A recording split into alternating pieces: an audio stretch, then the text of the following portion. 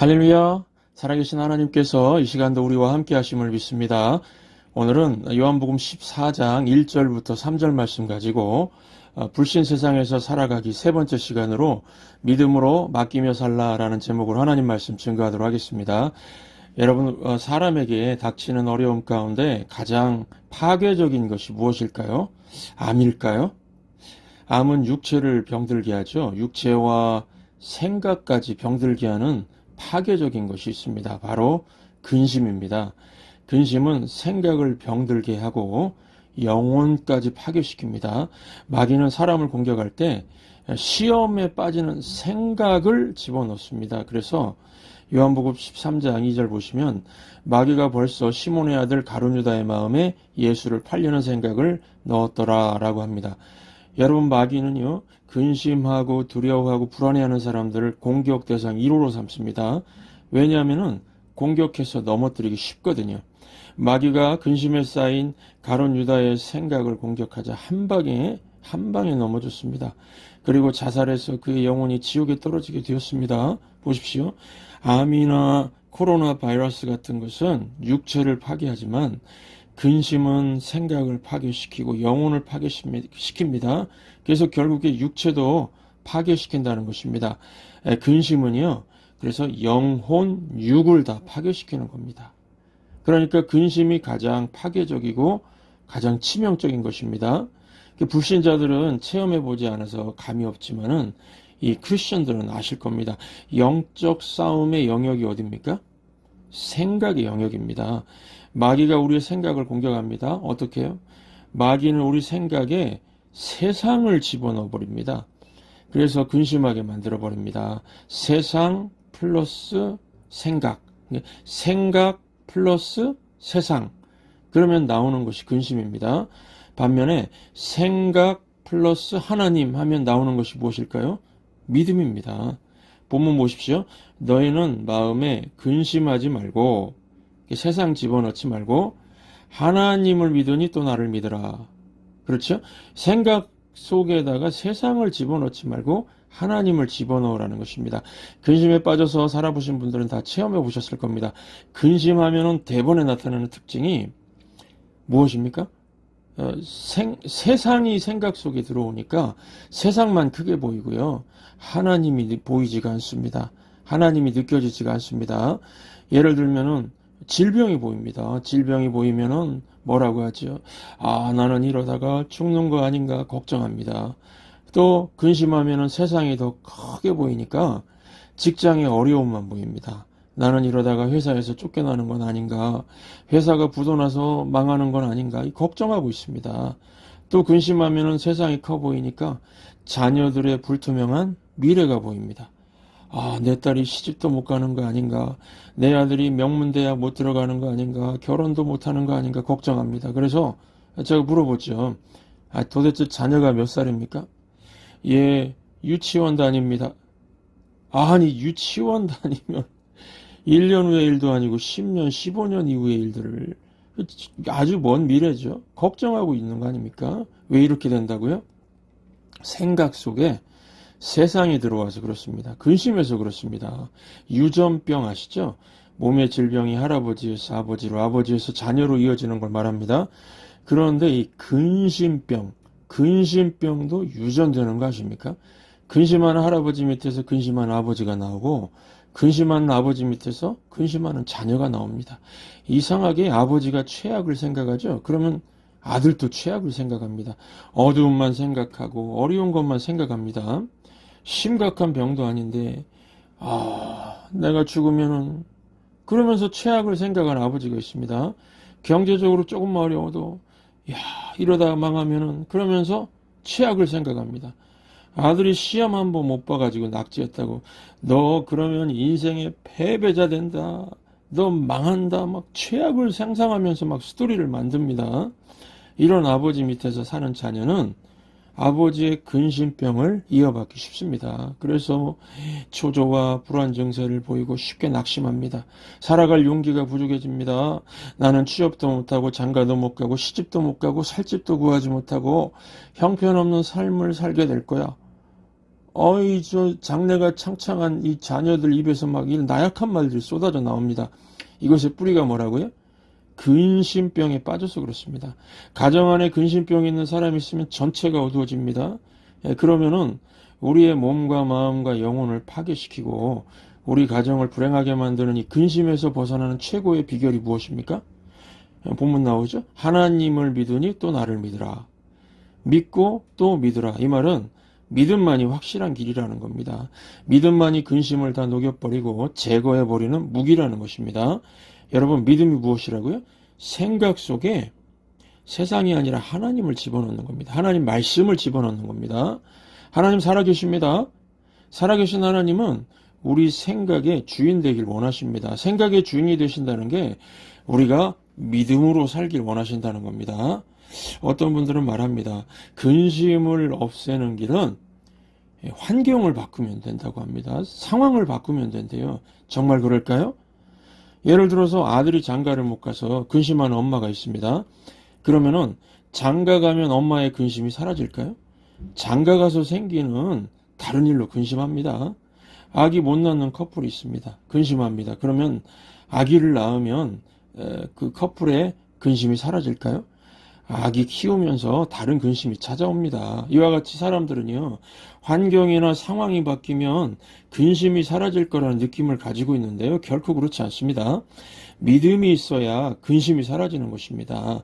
믿음만이 근심을 사라지게 할 수 있습니다. 그래서 마귀가 제일 두려워하는 것이 믿음입니다. 믿음 있는 크리스천만 되면 마귀가 이 사람을 아무리 공격해도 소용이 없거든요. 그러면은 여러분, 믿음이 무엇입니까? 믿음이 중요한데 우리가 무엇을 믿는 것입니까? 오늘 말씀 보시면은 두 가지를 가르쳐 주고 있습니다. 첫 번째 믿음의 내용, 하나님이 내 인생을 준비해 주신다는 그걸 믿는 겁니다. 오늘 본문의 2절 3절 보시면 내 아버지 집에 거할 곳이 많도다. 그렇지 않으면 너희에게 일렀으리라. 내가 너희를 위하여 거처를 예비하러 가노니 가서 너희를 위하여 거처를 예비하면 내가 다시 와서 너희를 내게로 영접하여 나 있는 곳에 너희도 있게 하리라. 무슨 뜻일까요? 예수님이 내 인생을 준비하신다는 겁니다. 우리는 많은 순간 내가 준비한다고 합니다. 정말 그렇습니까? 여러분, 태어난 거 준비하셨습니까? 여러분, 이 세상에 태어나기 위해서 아버지와 어머니를 준비하셨나요? 아닙니다. 하나님이 하셨습니다. 우리 부모님들, 내가 이런 아들, 이런 딸을 낳아야지 하면서 준비하셨습니까? 하나님이 준비해서 보내주셨지요. 사는 것도 마찬가지입니다. 우리 몸은 1초에 380만 개 세포가 죽고 새로운 세포를 생기고 새로운 세포가 만들어진다는 것입니다. 1초에 380만 개 세포를 누가 만드시는 겁니까? 하나님이시죠. 하나님이 매일 새로운 세포를 주셔서 우리가 사는 것입니다. 또 우리 몸에 골수가 있죠. 이 골수에서 평생 백혈구를 만들어내는데요. 이 백혈구는 우리 몸에 침입하는 세균, 바이러스, 염증과 싸워서 우리 몸을 지켜주는 군대로 말하면 보병부대입니다. 보병부대. 이 골수는 하루에 5천억 개의 새 보병을 만들 수 있다고 합니다. 사람 몸에 골수를 창조해 주시고요. 하루에 5천억 개의 군사들을 준비해 주시는 분이 누구십니까? 하나님입니다. 이사야서 37장 보시면은 히스기야 왕이 나라가 위기에 처해 있을 때 하나님께 기도해서 18만 5천 명의 아수르 군대를 전멸시킨 사건이 나옵니다. 하나님이 하셨습니다. 이 사건은요, 너무나도 대단한 사건이어서 성경 외에 그 요세푸스의 역사책에도 기록된 사건입니다. 그런데 놀라지 마십시오. 하나님은 우리 몸을 지켜주시기 위해서 매일 5천억의 군사들을 준비해 주신다는 거 아닙니까? 18만 5천의 병균들이 쳐들어와도 우습게 물리칠 수 있습니다. 그래서 내 인생을 누가 준비한다고요? 내가 아니라 하나님입니다. 운전면허도요, 내가 준비하는 것 같지요? 내가 할 수 있는 부분도 있지만은 운전면허 시험 보는 당일에 병균이 쳐들어오는데 하나님이 막아주지 않으면은 아파서 운전면허 시험 못 갑니다. 학생들 시험 공부도 마찬가지죠. 내가 준비한다고 그러는데 완전한 준비가 되던가요?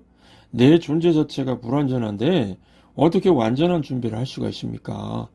그래서 이 완벽주의자들 있죠? 퍼펙셔니스트. 이들이요, 근심에 빠지기 쉽습니다.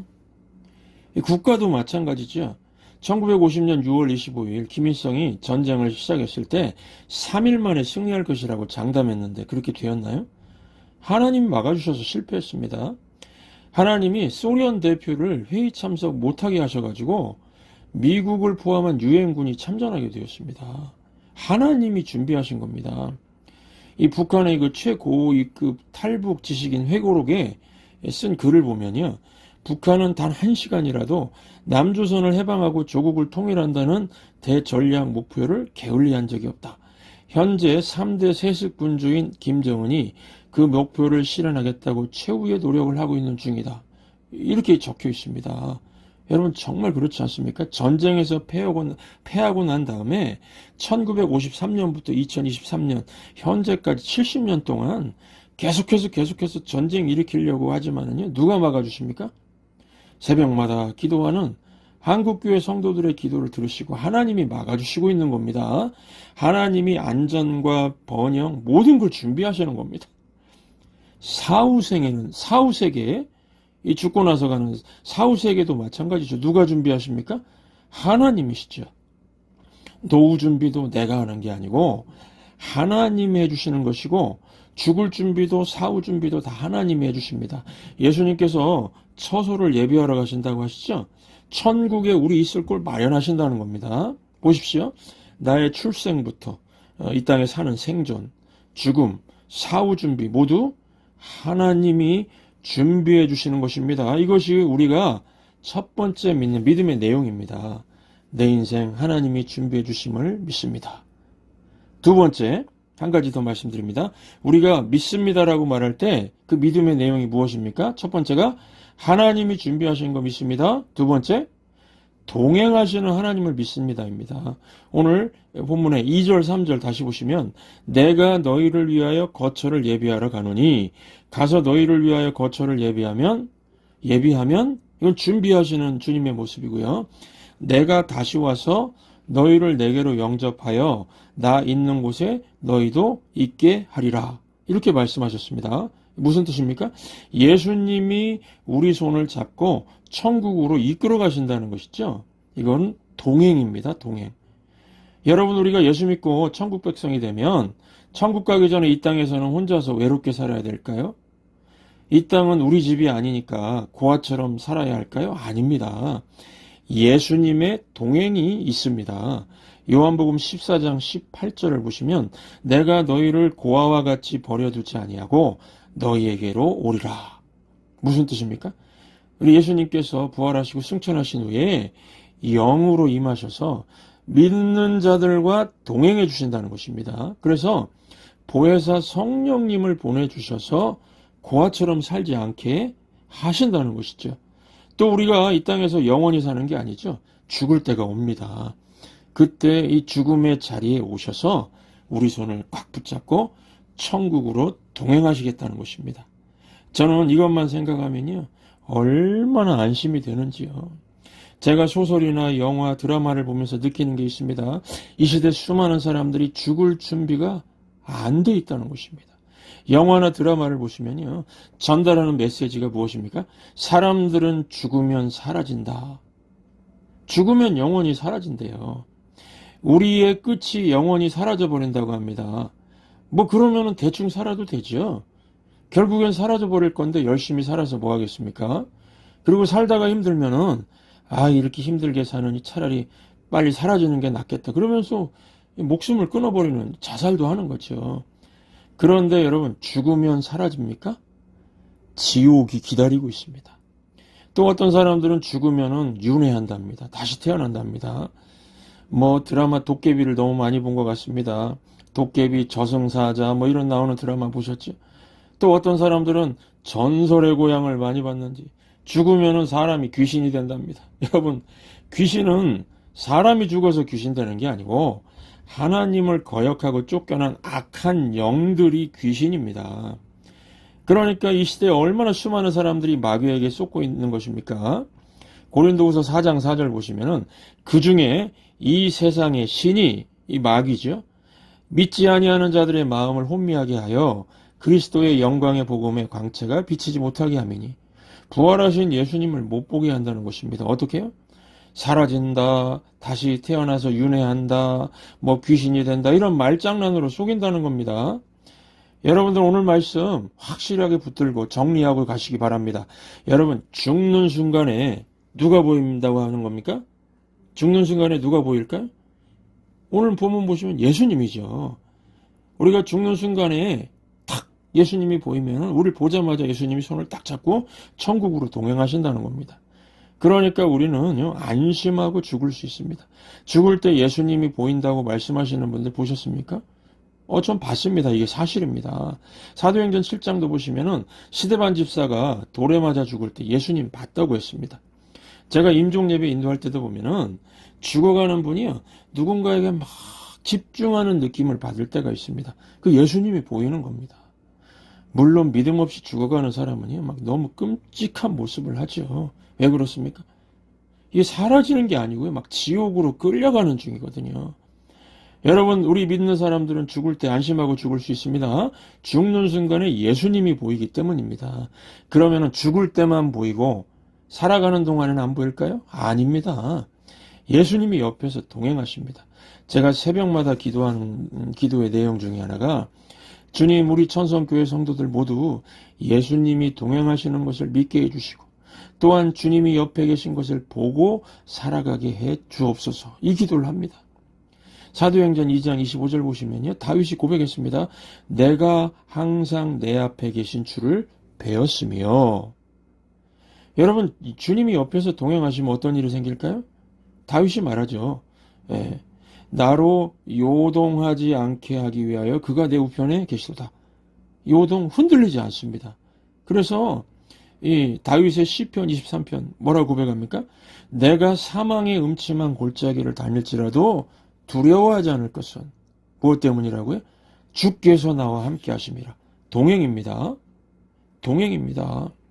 성경 보십시오. 모세도 마찬가지죠. 신명기 1장 19절 보시면 모세와 이스라엘 백성들은 40년 동안 크고 두려운 광야, 죽음의 광야를 지났습니다. 40년 동안이요. 그런데 모세는 두려움 없이 평안 가운데 지나갔습니다. 이유가 무엇일까요? 하나님과의 동행 때문이었습니다. 그래서 찬송가에도 나오죠. 주의 얼굴 뵙기 전에 멀리 뵈던 하늘나라. 여러분, 저는 정말 예수님 만나기 전에는요, 천국이 보이지 않고 죽음의 권세, 이 죽음은 삼키는 권력입니다. 죽음만 보이는 두려운 인생이었습니다. 그런데 예수님이 동행해 주시니까 제 인생이 바뀌었습니다. 주의 얼굴 뵙기 전에 멀리 뵈던 하늘나라 내 맘속에 이뤄지니 날로 가깝도다. 주님과 동행하니까 하늘나라의 기쁨과 평안을 누리게 된다는 것입니다. 그러니 이 땅의 삶이 어떻게 바뀌게 되는 걸까요? 높은 산이 거친 들이 초막이나 궁궐이나, 높은 산이 거친 들이 초막이나 궁궐이나 내 주 예수 모신 곳이, 동행하면은요, 주님과 동행하면 그 어디나 하늘나라. 여러분, 그러므로 이 결론입니다. 불신 세상에서 우리가 어떻게 살아야 되겠습니까? 이 세상에 근심된 일이 많고 참 죽을 일 쌓였지만은 우리에게는 믿고 맡길 수 있는 분이 계십니다. 부활하신 예수 그리스도. 부활하신 예수님이 지금도 살아계셔서 믿는 자들의 마음속에서 삶에서 역사하십니다. 그러므로 오늘 두 가지 믿음의 내용을 고백하시기 바랍니다. 첫 번째, 주님이 내 인생을 준비하심을 믿습니다. 또 나의 살아가는 동안, 두 번째죠, 주님이 동행해 주심을 믿습니다. 이 확고한 믿음 가운데서 믿고 맡기며 살아갈 수 있는 하나님의 백성들 되시기를 주의 이름으로 축원합니다.